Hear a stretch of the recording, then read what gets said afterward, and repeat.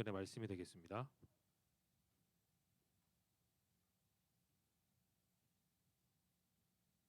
누가복음 13장 22절부터 30절, 조금 길지만 한 구절 한 구절 읽고 30절은 다 같이 함께 읽겠습니다.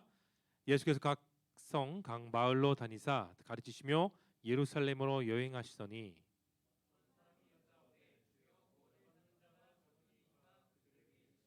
좁은 문으로 들어가기를 힘쓰라. 내가 너희에게 이르노니 들어가기를 구하여도 못하는 자가 많으리라.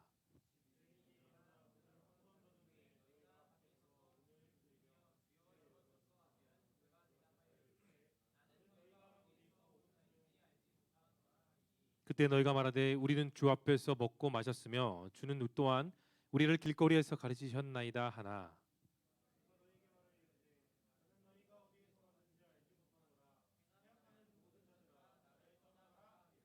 너희가 아브라함과 이삭과 야곱과 모든 선지자는 하나님 나라에 있고 오직 너희는 밖에 쫓겨난 것을 볼 때에 거기서 슬피 울며 이를 갈리라.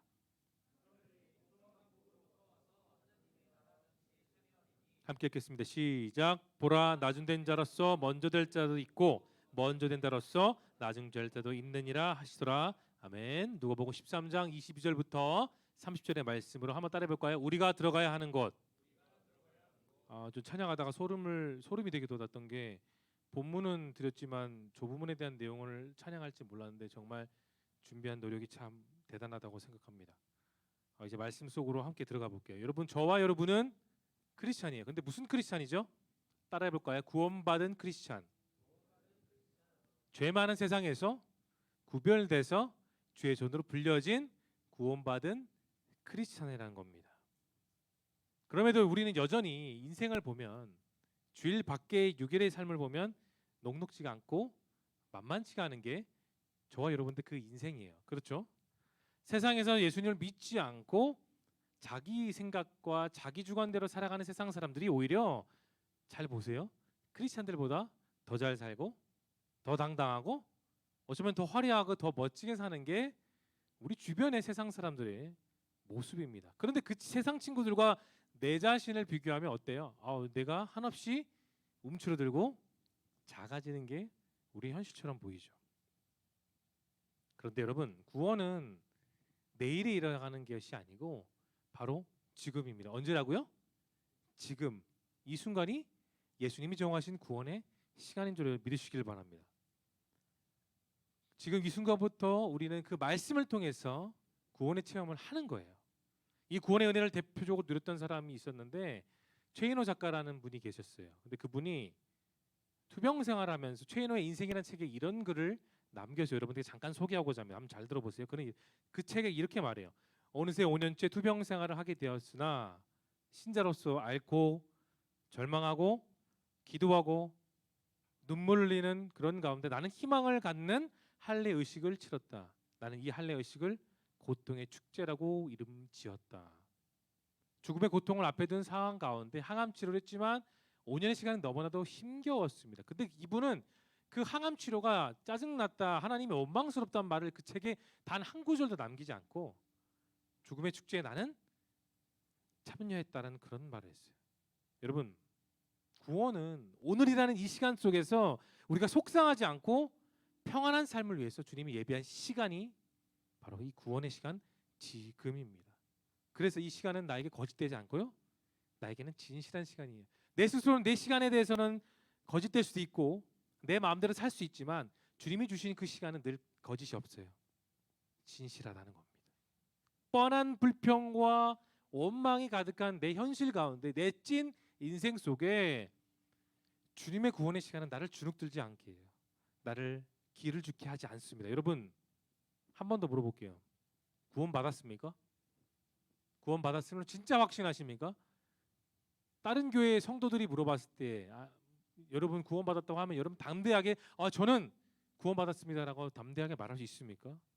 그렇다면 지금부터 그 구원의 감격과 은혜를 누리십시오. 여러분 충분히 누릴 자격이 있습니다. 어디서 누릴까요? 따라합시다. 구원의 감격과 은혜는 예수님 안에서 누린다.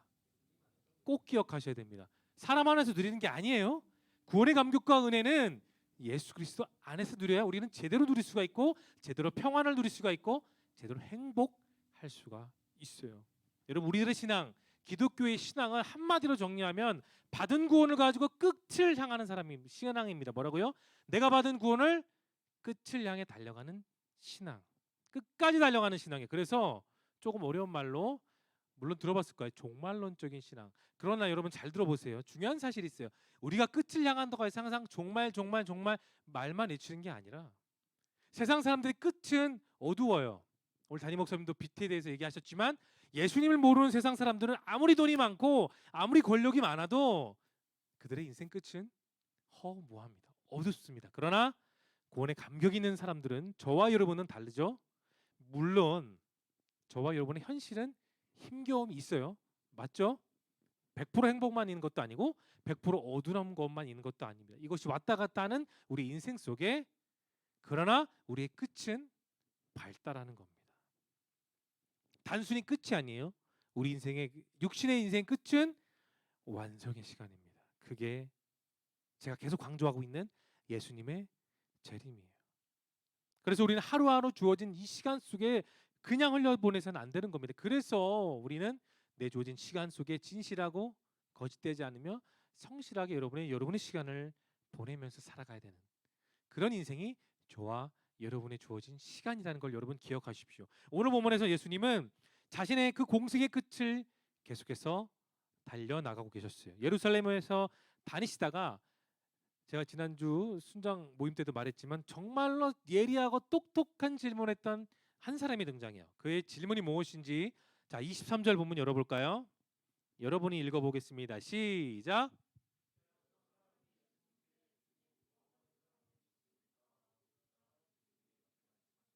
대단하지 않습니까? 보통 사람은 그렇게 말해볼 거예요. 예수님을 보면 예수님 제가 구원 받나요? 그렇게 말하는 게 맞지 않을까요? 보통 상식적으로. 근데 이 사람은 그 상식을 넘어선 질문을 하는 거예요. 뭐라고? 주님 구원받는 사람이 적습니까? 많습니까도 아니고 제가 되나요?도 아니고 적습니까라고 말을 했어요.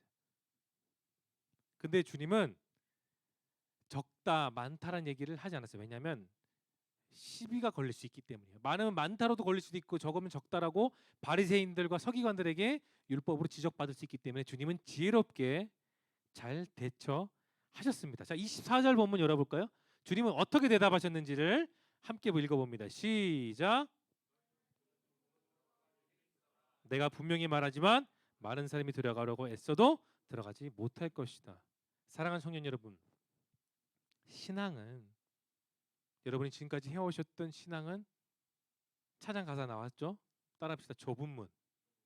진짜 좁은 문이에요.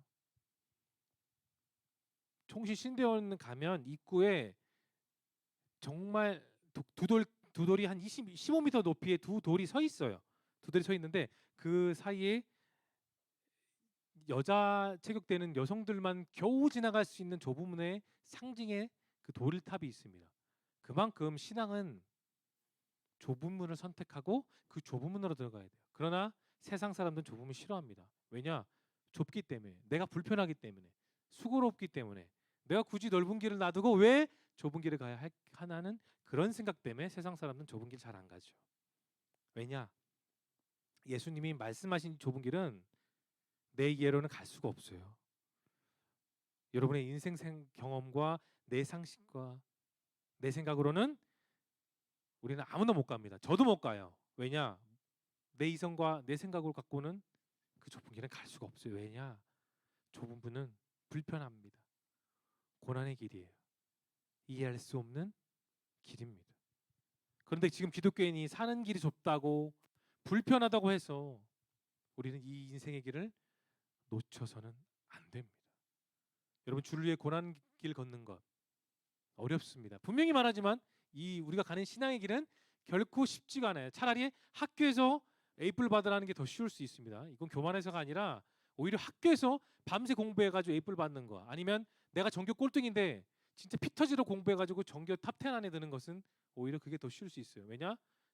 공부는 답이 정해져 있기 때문입니다. 그러나 신앙의 길은 내가 신앙생활 오래 한다고 장로님, 목사님, 권사님의 자녀라고 하더라도 좁은 길은 쉽지가 않아요. 과연 신앙인으로 살면서 어떻게 내가 예수님이 말씀하신 좁은 길을 갈 수 있을까? 여러분 진짜 고민해야 돼요. 구원받는 게 전부가 아니고 내가 받은 그 구원을 어떻게 잘 유지하며 어떻게 예수님이 말씀하신 그 길을 따라갈까? 우리는 그 신앙의 딜레마에 서 있습니다. 여기 부장님도 계시고 부감님도 계시지만 부장님도 부감님도 청년 시절 때 다 저도 그렇고 다 똑같은 고민에 같이 고민했던 적이 있을 겁니다. 여러분 근데 예수님께서 너희 보고 우리 보고 좁은 길로 가라 하셨을 때 이 말을 잘못 이해하면 너희는 선교사가 되라, 너희는 목사가 되라 그런 말을 한 게 결코 아니에요. 오해하지 마세요. 누구든지 매일 주의 말씀을 의지하고 주님을 따라갈 때 그 좁은 길을 가는 거예요. 주님을 따라가는 것 자체가 좁은 길인 겁니다. 여러분 그게 순종이에요. 제 이름에 있는 것은 순종이란 것은 뭐 거창한 단어를 말하는 게 아니라 주신 말씀 그대로 예수님의 뒤를 따라가는 것, 그게 좁은 인생을 살아가는 겁니다. 누구든지 예수님을 자신의 구원자로 믿을 수 있어요. 그리고 주어진 삶 속에 내일을 향해서 나 혼자 스스로가 아둥바둥하며 가는 게 아니라 내 인생의 플랜을 이미 다 짜시고 하나하나 계획대로 진행하시는 그 주님을 따라 동행하는 삶을 살면 여러분의 인생은 문제가 없습니다. 그것이야말로 이 시대 내가 가장 확실하게 좁은 길로 갈 수 있는 유일한 방법이에요. 왜 교회를, 왜 기독교를 유일신앙이라고, 왜 예수님을 유일신이라고 하는 줄 아십니까? 그 길밖에 없기 때문이에요. 예수님밖에 답이 없습니다. 우리 인생에, 우리 신앙에, 우리 믿음에는 예수님밖에 없어요. 제가 지난 시간에 얘기했었죠. 노아가 방주를 어디다 지었다고 말했죠? 산 위에서, 뜬금없이 산 위에서, 말도 안 되는 그 장소에서 하나님은 노아에게 1, 2년도 아닌 120년이나 되는 시간 세월 속에 거기에만 몰두해서 그 이상한 뻘짓을 하게 만드셨어요. 분명해요. 세상 사람들이 봤을 땐 이상하고 뻘짓이고 정신 나간 짓이 산에서 짓는 배 짓는 거예요. 세상 사람들이 볼 때는 그렇습니다. 그러나 거기는 톰 크루즈가 간다고 할지라도 그건 미션 임파서블이요. 노아의 방주에 들어가야 살 수 있었습니다. 배 위에서 배가 다 만들어졌죠. 정결한 암수 한 쌍이 들어갔습니다. 그리고 8명의 식구가 들어가고 어떻게 됐습니까? 방주의 문이 완전 닫혔어요. 왜 방주를 그 산에 지었게 했습니까? 세상 사람들이 보게 하기 위해서요. 그들이 볼 수 있도록, 그리고 그들이 들어갈 수 있도록 주님은 예비하셨지만 그러나 끝내 세상 사람들은 좁은 길을 택하지 않았습니다. 오늘 말씀에서 주님은 강조하고 계세요. 뭐를 강조하실까요? 따라합시다. 지금을 강조합니다. 무엇보다 중요한 시간, 내 인생 가운데 다시 찾아오지 않는 바로 지금의 시간이 여러분 인생에 두 번 다시 오지 않는 기회의 시간입니다. 내가 살아가는 현재 시간 속에 여러분 솔직하게 저를 보십시오. 무엇을 바라보고 사십니까? 무엇 때문에 신앙생활 하세요? 무엇 때문에 교회에 오셨어요? 사도 바울도 자신의 그 편지에서 이렇게 자신의 신앙을 고백해요. 자, 고린도후서 6장입니다. 6장 2절을 여러분의 목소리 읽어봅니다. 시작.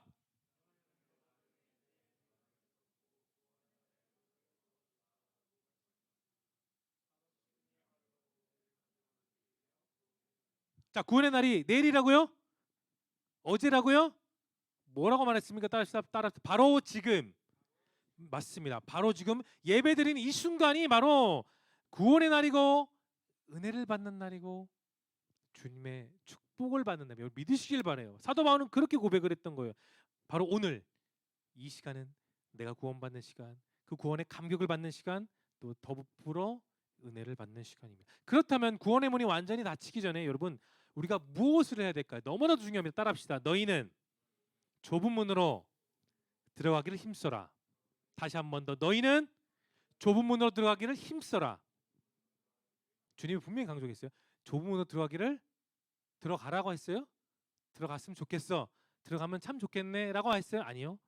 강조하셨어요. 힘쓰라고요. 여러분 힘쓰는 게 뭐예요? 자, 여기 운동하는 친구들도 있잖아요. 자, 클라이밍 할 때 손목에 힘이 안 들어가면 올라갑니까? 안 올라갑니까? 못 올라가죠. 죽어라 해도 못 올라가죠. 힘쓰고 애써야 클라이밍은 올라가듯이 우리 인생도 마찬가지. 우리 신앙에도 내가 힘을 쓰고 애를 써야 올라갈 수가 있어요, 여러분. 주님이 말씀하신 좁은 문, 저도 마찬가지지만 여러분도 저 부분한테 당연히 갈등됩니다. 지금껏 세상 사람들이 바라봤던 상식과 그 인생과 비슷하게 우리는 살아왔어요. 단지 그들과 다른 것은 교회 와서 예배드리는 것이죠. 근데 그런 사고방식으로 편하게 신앙생활을 했는데 이제 나는 구원받는 사람이기 때문에 여러분의 인생 방식이 달라져야 됩니다. 여러분 그거 압니까? 구원받는 자격 조건은 정말 단순해요. 어떻게 하면 되죠? 예수님을 믿으면 돼요. 단 하나입니다. 우리 기독교의 믿음의 종수는 하나예요. 예수 그리스도를 믿으면 구원받는다. 없어요. 다른 진리 없어요. 그게 자격입니다. 그런데 자격과 조건은 아주 단순합니다. 초등학교 1학년 아이들도 다 이해가 돼요. 그런데 구원받은 이후의 삶 만만합니까? 결코 만만하지가 않아요. 끊임없이 눈물 흘리고 끊임없이 고민하고 끊임없이 계속해서 생각하고 기도하는 그 신앙생활이 여러분 구원받은 이후에 우리의 찐 생활의 모습이에요. 왜 힘들까요? 왜 신앙생활하는데 힘들까요? 왜 신앙생활하는데 억울하고 왜 신앙생활하는데 더 답답하고 왜 신앙생활하는데 은혜는 내려지죠 코딱지만하게 내려오지도 않고 오히려 내 신앙은 자꾸 코너에 몰려서 그러기 같은 신앙이 될까요? 왜 그럴까요? 여러분 좁은 삶의 세상은 잘 들으세요. 좁은 문의 삶에는 세상적인 게 없어요. 기억하십시오. 좁은 문 안에서의 세상 삶은 세상의 것이 없습니다. 다시 말해서 세상의 생각들, 지식들 그거로는 이해되지 않는 어려운 삶이 바로 이 좁은 문의 인생입니다. 세상 사람도 이렇게 생각해요. 아 그래 너 신앙생활해. 나는 나 죄 짓지 않고 뭐 세금 잘 내고 뭐 범법 행위 안 하고 주변 사람들 잘 챙기고 선한 일하면 나는 그렇게 살 거야. 세상 사람들은 똑똑해서 그렇게 말을 해요. 이 말도 일리가 있겠죠. 옆에 피 안 주고 세금 잘 내고 내 생활 납세 의무 뭐 여러 가지 의무를 잘하고 살면 그만이다. 그 말도 물론 이해는 됩니다. 남들에게 잘못된 행동이나 말을 하지 않고 착하게 사는 것 맞아요. 서로 도움이 되기 때문이죠. 하지만 여러분 예수님께서 말씀하신 구원의 조건은 착하게 살아가 아니죠. 뭐예요? 예수님을 따라합시다. 예수님을 믿어라. 그겁니다. 그것을 믿어야 돼. 예수님을 믿어야 우리는 구원받는 삶을. 세상의 방법으로는 살 수가 없고 세상의 방법으로는 갈 수 없는 게 좁은 길의 인생이라는 건 여러분 기억하십시오. 그렇게 날마다 변하지 않고 살아갈 능력이 바로 예수님을 통해서 받아요. 우리의 그 신앙의 열정, 공동체 안에서 서로의 사랑하는 마음, 서로가 보듬어주는 마음 그 자체는 다 내 스스로가 할 수 없어요. 왜? 나도 연약한 사람이고 너도 연약한 사람인데 내가 어떻게 너를 챙겨? 연약하고 연약한데 바로 그 예수님의 역사가 아니면 공동체는 운영될 수가 절대로 운영될 수가 없다는 것을 여러분 기억하시길 바랍니다. 여러분 곰곰이 한번 생각해 보십시오. 만약 우리 모두가 선한 행동을 하고 내 스스로가 착하게 살고 구원받는다면 잘 기억하세요. 예수님이 십자가에 달리실 이유가 있어요? 없어요? 예수님이 역구에 창을 맞아서 피 흘릴 필요 없고요. 양쪽 손에 대못이 박혀서 고통을 극심히 느끼실 필요가 없어요. 그리고 죽으실 필요가 없죠. 왜? 나 선하게 살면 천국 가니까. 그런데 성경에서 말씀하는 구원은 그렇지가 않다는 거예요. 자, 갈라디아서 2장 21절 열어봅니다. 자, 여러분의 큰 목소리를 읽어볼게요. 시작.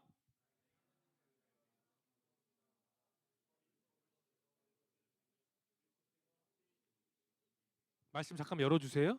자, 사도 바울이 분명히 고백했어요. 나는 정말 귀중한 게 있습니다. 그것이 바로 하나님의 은혜입니다. 그 다메섹 도상에서 빛으로 오신 예수님이 나를 완전히 변화시켜 주셔서 나는 원래 핍박자이고 예수 믿는 사람을 죽였던 살인자지만 내가 그 은혜를 통해 나는 예수님을 믿게 되었습니다. 여러분 기억하세요. 만약에 구약에서 말하는 율법으로 의롭게 된다면 예수님이 죽으신 것은 헛됩니다. 라고 말하는 게 지금 사도 바울의 자신의 신앙 고백을 갈라디아서 2장에서 그렇게 고백하고 있는 거예요. 우린 늘 좁은 문의 입구 앞에서 늘 고민합니다. 들어가야 되나 말아야 되나. 아 들어가면 힘든데 어떡하지? 우린 진짜 솔직하게 얘기해. 솔직하게 여러분 눈빛이 보여요. 다 고민해요. 목회자도 마찬가지입니다. 예외가 없어요. 아주 심각한 고민을 하죠. 좁은 문으로 들어간 삶은 뻔하게 힘들고 안타깝고 이해가 되지 않아요. 여러분, 그러나 내가 예수님을 통해서 그 길을 가지 않으면 결코 우리에게 생명과 소망은 내일은 없습니다. 그 예수님을 통해서 우리는 삶을 살아가야 되는 거예요. 우리는 그 길을 함께 가야 됩니다. 나만 가는 것이 아니고 나 혼자 구원받았어, 아싸 좋아, 나 혼자 구원받는다, 그게 아니라 내 옆에 있는 우리 지체들과 함께 가야 돼요. 그래서 우리는 공동체인 거예요. 우리는 회사가 아닙니다. 서바이벌 프로그램에 참석한 그런 여러분들이 아니에요. 우리는 하나의 믿음으로 하나의 공동체 안에서 같이 구원받고 함께 가야 된다는 것을 여러분 기억하십시오. 예수님 뒤에 바짝 붙여서 따라가면 여러분, 그렇게 바짝 붙어서 예수님이 그 가신 길을 그대로 가면 여러분, 마귀의 유혹과 세상의 유혹을 우리는 물리칠 수가 있어요. 앞서 가시는 예수님이 그 시온의 대로, 성경에서 말하는 그 시온의 대로가 거창한 게 아니에요. 여러분의 인생 하루하루를 잘 살 수 있도록 열어가신 그 길이 성경에서 말하는 시온의 대로입니다. 여러분, 그 길은 예수님을 나의 구주로 모시고 사는 길이에요. 사람은 누구나 주인을 모시고 삽니다. 그런데 어떤 사람은 돈을 주인으로 모시죠. 또 어떤 사람은 권력을 주인으로 모셔요. 또 어떤 사람은 쾌락을 주인으로 모셔서 늘 그렇게 자기 감정대로 살아가는 사람들은 주변에 참 많습니다. 그런데 믿음을 갖고 있는 사람은, 다시 말해서 예수님을 믿는 사람은 내 마음의 주인이 누구십니까? 따라볼까요? 예수 그리스도. 주님밖에 없어요. 내 인생을 이끌어 가시는 분, 진정한 멘토, 진정한 사랑, 진정한 고민을 상담할 수 있는 내 친구가 되시는 분은 예수님이에요. 그 좁은 길은 힘들지만 장차 우리가 천국에 들어가는 그 희망과 기쁨을 반드시 안겨주는 증거가 됩니다. 여러분, 그 길은 이기주의적인 삶이 아니라 이타적이고 사랑을 나누는 삶이에요. 여러분, 그 좁은 길로 간다는 것은 내가 예수님을 닮아가는 거예요. 뭐라고요? 내 스스로가 앞서가신 예수님을 닮아가는 거예요. 닮아가는 거예요. 여러분의 부모님을 닮았습니까? 안 닮았습니까? 외모적이든 아니면 성품이든 담게 되어 있어요. 마찬가지예요. 우리가 주 안에서 구원받았다면 우리의 아빠 아버지 되시는 예수님을 통해 내 심성과 내 모든 것들이 예수님을 닮아가게 되는 거예요. 여러분이 선택한 것, 그 인생, 그 예수 그리스도를 닮아가고 예수님을 믿는 인생의 후회는 없습니다. 믿으십니까? 내 인생의 선택은 결코 후회가 없어요. 왜냐? 예수님이 나를 택하신데도 후회가 없기 때문입니다. 여러분, 한 명 한 명을 그렇게 예수님이 사랑으로 택하셨어요. 예수님처럼 사랑하고 긍휼을 여기는 삶이야말로 우리가 구원받은 삶의 표징이 될 수 있습니다. 우리 마태복음 읽어볼게요. 중요한 저 부분을 말씀하셨던 주님은 마태복음 7장 21절에서 이렇게 말씀하셨어요. 정말 중요합니다. 함께 읽어볼게요. 시작. 한다고 해서 모두 다 하늘나라에 들어갈 것이 아니라 하늘에 계신 내 아버지 뜻을 실행하는 사람만 들어갈 것이다. 어디 들어간다고요? 천국. 뭐하면? 아버지의 뜻대로 행하는 삶. 여러분 고민할 거예요. 하나님 뜻대로 하는 사람 너무 많지 않습니까? 너무 방대하지 않아요? 방대할 수 있겠지만 우리는 단 한 가지만 하면 돼요. 주님이 주신 말씀에 그대로 스며드는 삶. 그렇게 거기 말씀 앞에 내 계산과 내 상식을 대입하지 않고 주신 말씀에 내가 그대로 스며드는 삶. 그러면 충분합니다. 저뿐만 아니라 여러분들은 주일날에 많은 봉사를 해요. 그리고 또 교회에서도 많은 기도를 하죠. 그런 헌신과 노력은 사람이 못 알아줄 수도 있어요. 그런데 예수님은 참 기뻐하십니다. 그리고 내가 드린 시간과 헌금과 정성을 예수님은 정말로 기뻐하십니다. 그런데 여러분, 내 이 주일을 주님께 정성스럽게 드리는 모습을 주님은 기뻐하시죠. 그런데 더 기뻐하시는 게 뭔지 아세요? 뭘까요? 주일 말고 남은 6일을 주일의 연장선으로 똑같이 드리면 예수님은 그날을 더 기뻐하세요. 이해되십니까? 교회 안에서는 누구나 다 비스무리하게 비슷하게 따라할 수 있고 흉내낼 수 있고 모방할 수는 있어요. 여러분을 폄하하는 건 아닙니다. 그냥 제가 표현하는 것뿐이에요. 여러분 자체를 폄하하는 건 결코 아니니 오해하지 마시고. 그런데 주일의 삶 못지않게 남은 6일이 그 주일의 삶처럼 예수님을 닮아가고 예수님을 따라가는 삶이 되면 여러분의 인생 전체는 예수님을 닮는 인생이 되는 거예요. 사랑하는 성년 여러분, 저와 여러분이 선택하신 좁은 문의 삶은 세상 사람들이 고른 길이 아니기 때문에 많이 가지 않아요. 때로는 답답하고 부끄럽고 억울하기도 합니다. 자, 오늘 말씀 마지막이요. 26절과 27절 본문을 열어보겠습니다. 시작. 26절, 27절 해볼게요. 시작.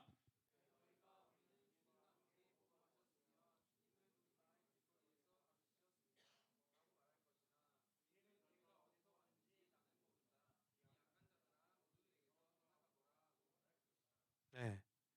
무리만 크리스찬들은 나에게서 종이 아니다. 그렇게 주님은 말씀하십니다. 우리의 힘겨운 일주일의 삶이 주일에만 집중되는 게 아니라 여러분 월화 수목 금 토일이 그 날 자체 모두가 주 안에서 주님을 따르는 삶이 될 수 있게 바랍니다. 말씀을 정리할게요. 그냥 어릴 적부터 다녔던 교회 생활이 아니라 이제는 형식에 치우친 모습을 완전히 내어버리고 내 마음에 주님의 마음이 완벽하게 가득히 찰 수 있길 바랍니다. 주님은 우리 모두에게 이미 그 좁은 길의 문을 열어두셨습니다. 우리가 가는 길 제가 말씀드렸죠. 좁은 문, 좁은 길입니다. 그러나 그 문에는 주님이 계십니다. 주님이 우리를 양손 팔 벌려 기쁨으로 반겨주세요. 우리 모두가 그 문 안에서 날마다 주님과 동행하며 살아갈 수 있기를 예수님 이름으로 축복합니다. 기도합시다. 사랑해 주님,